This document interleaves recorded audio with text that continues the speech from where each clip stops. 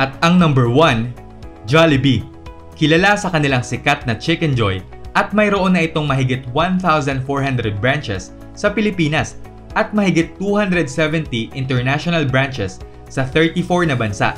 Nag-umpisa ito bilang Magnolia Ice Cream Parlor na itinayo ni Tony Tan Kak Chong sa Cubao, Quezon City taong 1975.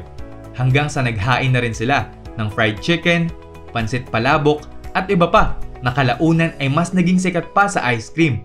Kaya naman naitayo ang unang Jollibee taong 1978. Bago magtapos ang 1978 ay nagkaroon na agad ng 7 branches ang Jollibee at mabilis itong lumago kaya naman hindi ito natinag sa pagdating ng McDonald's sa bansa taong 1981. Ang may-ari nitong si Tony Tan Kak Chong ay mayroon na ngayong net worth na 148 billion pesos at ikapito sa pinakamayaman sa Pilipinas.